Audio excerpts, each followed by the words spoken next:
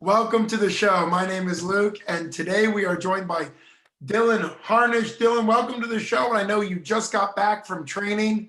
So fill us in. How was tonight's training for you? Good. Tonight was wrestling night. Eric Strasser was teaching wrestling. We were going over single leg entries and got to do that for about an hour and a half. And then we did some kickboxing sparring. Very nice. And you are about a little under a month away from 247 Fighting Championships. You're going to be fighting on the second night of fights, which is November 28th. Your amateur MMA record is 2-0. And you're going to be fighting Alan Liu, whose amateur MMA record is also 2-0. What's it like to be matched for the first time in MMA since March when that fight got canceled last minute because of COVID? It's exciting. I was getting desperate. I was trying to find anything. I took a boxing fight at 160 pounds. So I'm glad to be able to put the little gloves on and get back in the cage. Well, we will get to that boxing fight that you had September 19th here in a second, because it's a good development for you. And obviously it shows how eager you are to fight. But your first trip out to the Pittsburgh area was, I guess, not ended the way you wanted it to. Kind of relive those sad moments a little bit for us. I got to see you at the weigh-in and everything was good. The whole event was going to be incredible. And then the morning of the fight, it got canceled by the state. So talk to me kind of about how that was for you on March the 14th. We're sitting there in the weigh-ins, and you can look through the little window in the hockey rink and you see the cage getting set up and the chairs being put out. So you're just sitting there thinking like, oh, I can't wait for tomorrow. Once you weigh in, this is over with, you get to fight.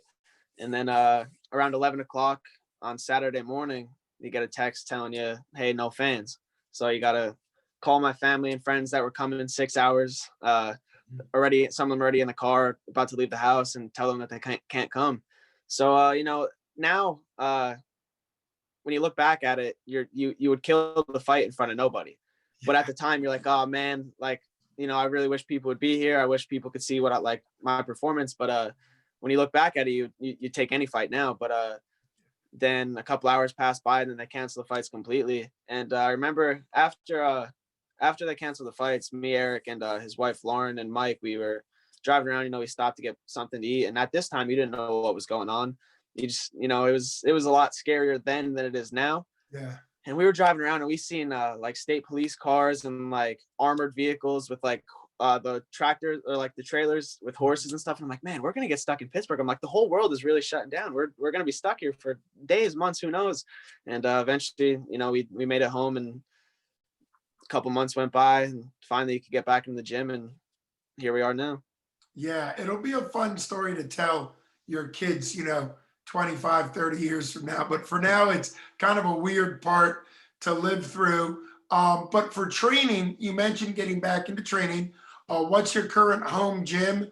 And kind of what's it been like during Corona to still train? I started right before the boxing fight. I was out in Sacramento at Team Alpha Male for 2 weeks. And,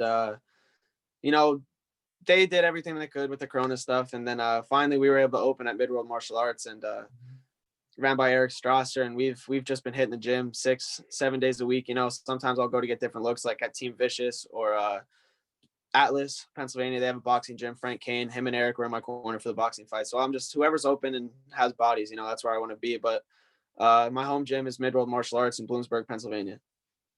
Yeah, that's great that you're still connected to a home gym for you. A lot of guys are talking about the benefits of training at a gym that knows you for a long time, that you can really develop a relationship. Obviously, you went to the other side of the country to get kind of the different experience, going to a big gym that's world famous, Team Alpha Male. And I know from photos that you got to meet both Uriah Faber and Cody Garbrandt, and I'm sure a bunch of others. So kind of walk us through, first off, how did you get that opportunity? How did that even work out to be able to fly? That was at the peak of Corona. So kind of walk us through just getting yourself out there, and then we'll go from there.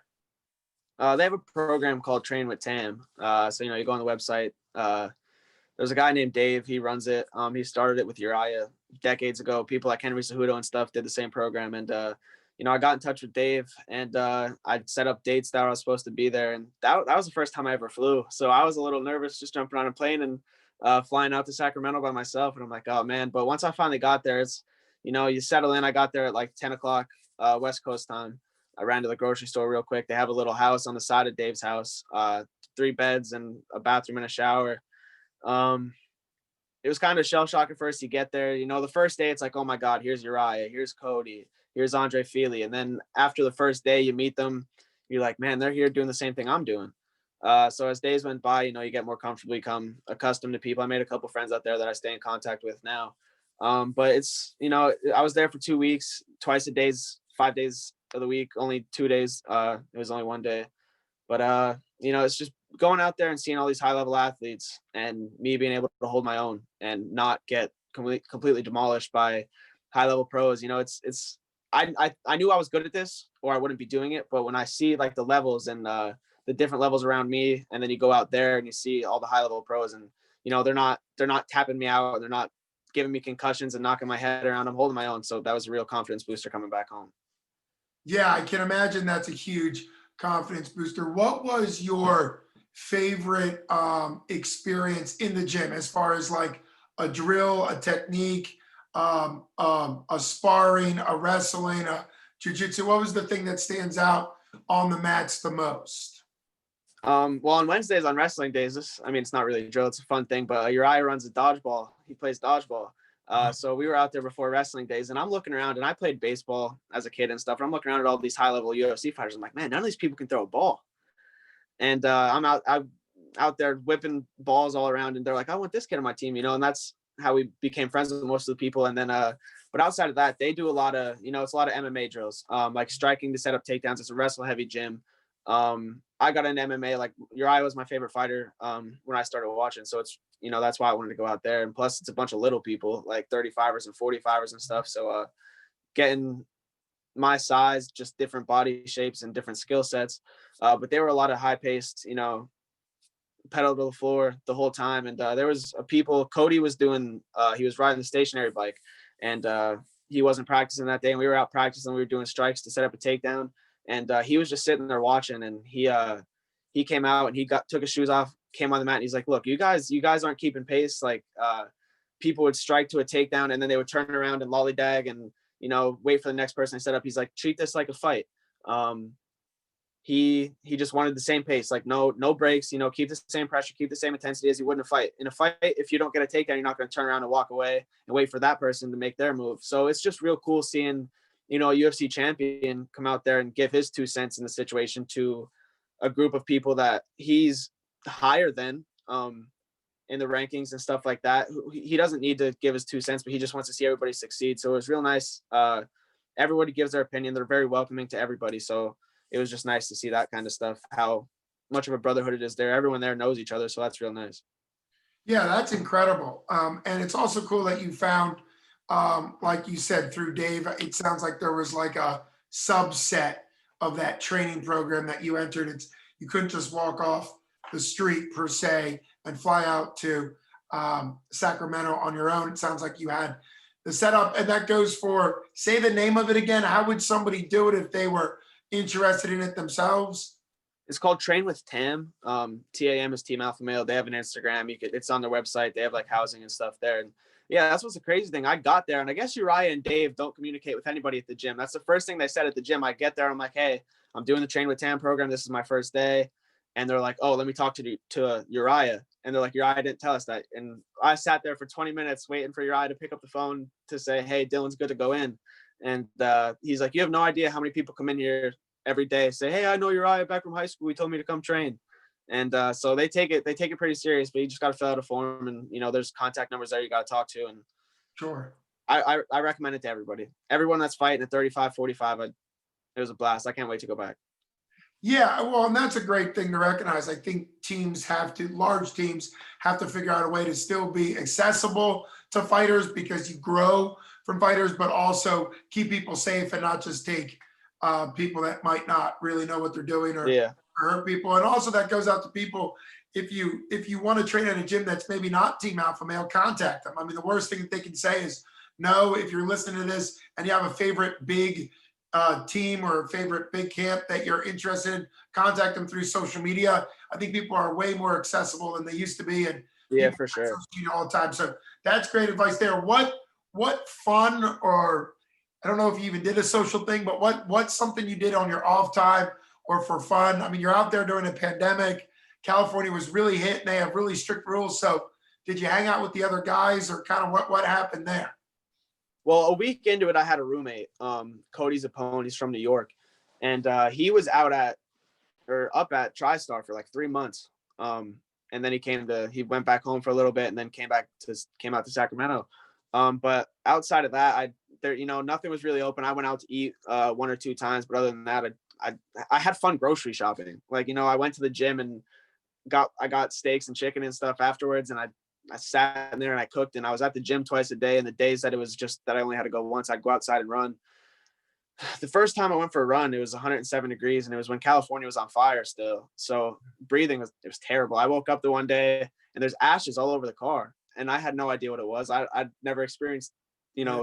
a city being on fire before. And I'm looking at it, I'm like, did it snow in California? I'm like, what is this stuff? And then I go into the gym, and Uriah has an Instagram story. He's like, look at all this ash. I'm like, okay, that makes sense. Like, that was before I even knew it was on fire. And Yeah. he said this was like the worst that it's been like in years. So, but no, there's nothing. They were real strict. You go in, you get your food, you go out. And outside of that, I was there twice a day, going on runs, taking it super serious. I can't be slacking with, I'm only there for 2 weeks. I want to make the best out of my opportunity.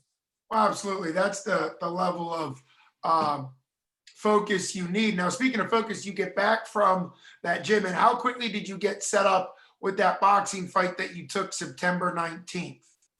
I accepted it my last day that I was there. And I said, yo, you're right. I took a boxing fight. He goes, oh, well, wait. I said 160. He goes, what do you weigh now? I'm like, 154, 155. He's like, be careful. And I'm like, yeah, it's boxing, I figure nobody's really cut weight in amateur boxing. I, I told Eric, asked him if I could take it. He said, yeah. And it was USA Boxing. I don't even remember where it was. It was in a baseball field, Yeah, right? it was at some baseball field in Plains. I think it was Plains, Pennsylvania, out by like Scranton, Wilkes-Barre area. And it's outside in the cold. And I fought at 9 o'clock in a tank top and boxing shorts. It was 40 degrees. And I'm like, oh man, I don't recommend fighting outside again. It's not even that I got tired, but it's just like, the cold air in your lungs, and just all you taste is that like you just feel your lungs getting heavy. And as soon as I felt that feeling, I'm like, oh man, I gotta get out of here. So I finished the fight in the second round, and I'm like, I don't want to do that outside again. I was actually going to ask you what it's like fighting outside, but you already told us. I Terrible. would say to some degree, hot might be worse. There was a few years ago, MMA promotion put on in Lancaster, put on an event in like mid-August, and it was one of those 97 degrees warning red, what they call it, like a red day or warning Yeah. people go outside.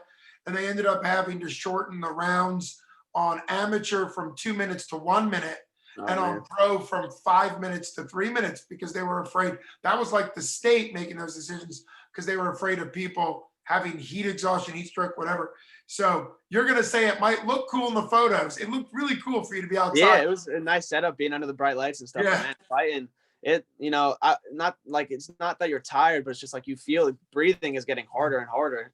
And a lot of the fights didn't go to a decision, which was very impressive. It was set up nicely. They did a fight the week after that, but I couldn't get an opponent for that. I wanted to fight that next week, and I paid $100 for my boxing license, so I might as well keep boxing if the opportunity presented itself. But there was nothing there for me to take. So jumping into a different sport, the mindset's a little different in boxing. I watched most of your fight because you had it up on Facebook. It didn't last overly long, as you said. You obviously moved really well. Was there anything that was a bit weird being in boxing, given the fact that it's not necessarily your main discipline? The shoes. I like being able to wear the shoes, and you could cut the angles real nice, and you could see things. I don't know. There's less you have to worry about, obviously, so you could be more free. And in my first kickboxing fight, all Eric was yelling was throw a straight two to the body. The kid I was fighting was 6'2", 135 pounds, so he had a big, long target. I heard him throw a two to the body, so I was afraid to duck down and run into a knee or run into a kick in the face. And so I was like hesitant to throw that. But as soon as I heard him saying, the two to the body's open, two to the body's open in this fight, I threw a two right down the middle. And I faked down and I threw a looping overhand, and that's what kind of ended the fight. That little sequel there. So you can see more things. You feel free. There's less danger in a boxing fight, especially with headgear and against another debut boxer. So Yeah, and it looked like you said some nice things about him afterwards. What's it like to kind of get the camaraderie of having a good fight with somebody and wanting him to succeed and obviously continue learning boxing for him too? yeah, I man, that's probably the hardest I've ever hit anybody, to be honest. Especially with the big gloves. I might have got hit once or twice in that fight, and I was loading up on everything. When I seen the skill like difference, I kind of wanted to put him away, and I was loading up on some stuff, and I hit him with everything I could, and his nose was bleeding, his mouth was bleeding, and he just kept coming forward. After the first round, there was 2 standing 8 counts in the first round. The second round, he came out guns blazing. And I'm like, oh man, this kid's tough. And that's what I told him after. He said he's only been training for like a year or two. I told him to just stick with it, and he actually just commented on the poster that I posted, telling me good luck and stuff. So there's people in the sport, that you could be friends with, and people that you're not friends with. So it's when you get a good person, then keep in touch with them, wish them luck. It is nice that you met somebody who's friendly and respectful, and you guys seem to hit it off well. When we look towards your opponent, I don't know if there's any interaction you've had. Is Alan Lou somebody that you've watched enough to kind of get a read on as an opponent, or is it just about the fact that one of you guys are going to leave this fight with a 0 still in your record and one's not? What's kind of the excitement headed into this fight? It's a fight that somebody accepted. So, I'm not going to say no to a fight. As soon as they told me, I said, yeah, I'll take it. But I didn't know who he was prior to, no disrespect. I actually didn't know who he was. But then I look him up. I see he's 2-0. I think he's ranked like 8th in Pennsylvania at 145. And he's training out of a good gym, training out of what's Stout Fitness. So, Yeah. that's exciting. I watched his fights. I looked at Eric and he said, that's a good fight for you.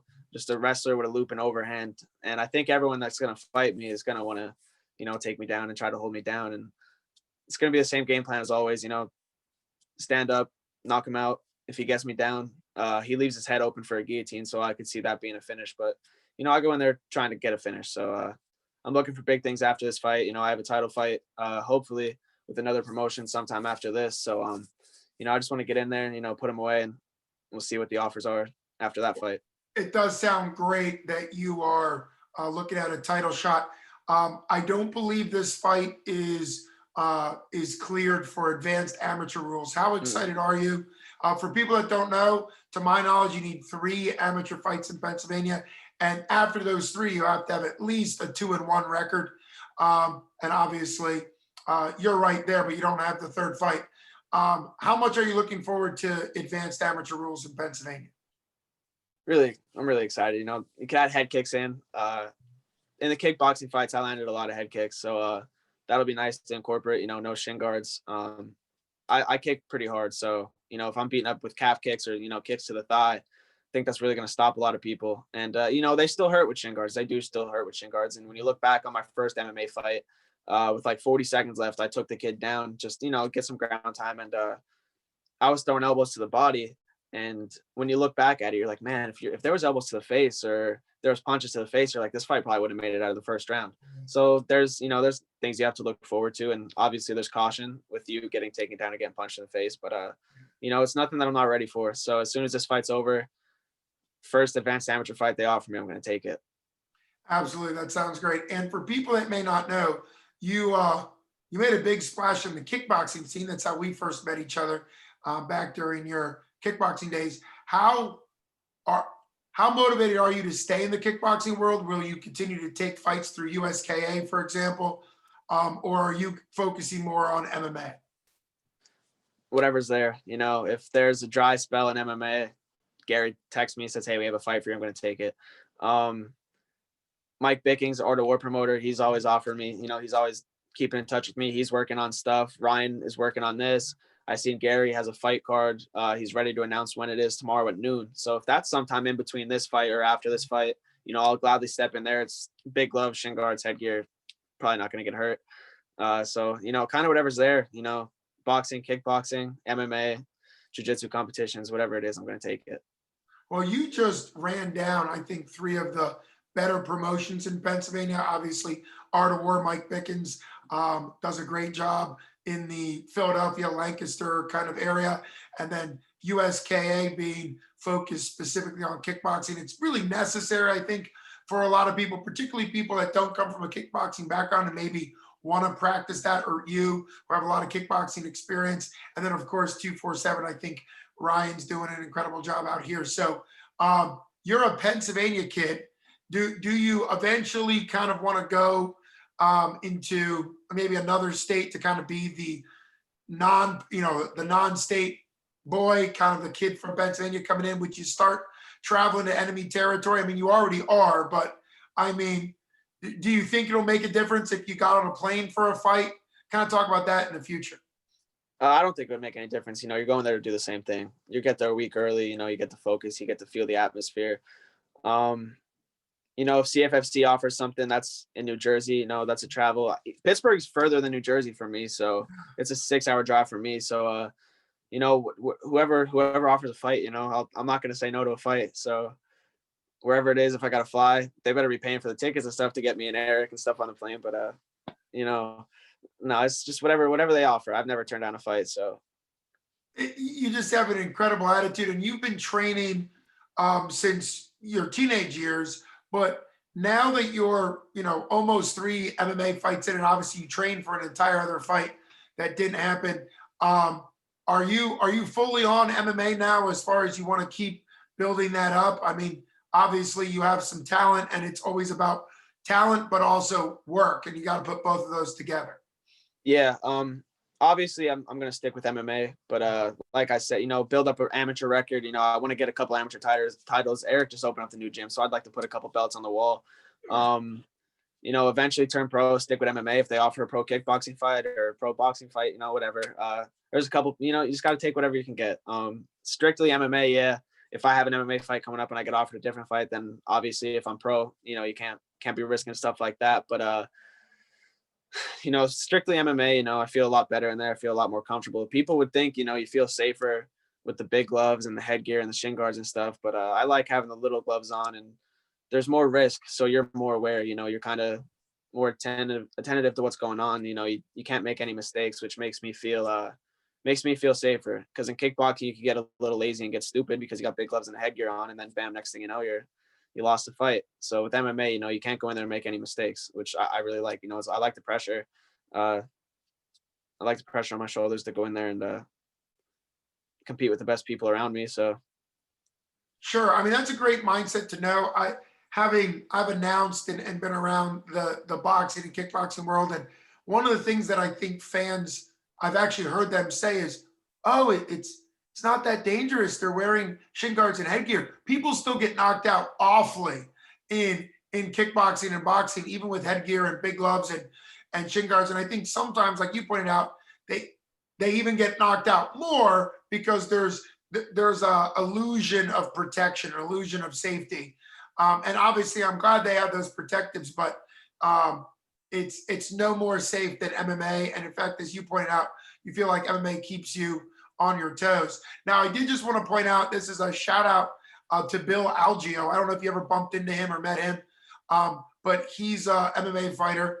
But he has also, during his MMA career, jumped on cards as Muay Thai, as a pro Muay Thai fighter for USKA. So he's an example of a guy that has somehow been able to do both MMA and pro Muay Thai at the same time. So hats off to him, and maybe that's something you'll do down the road. Maybe it's not. Let's get to the prediction time. Obviously, you got a fight coming up, and it's time to kind of say, what's your mindset? What's the prediction?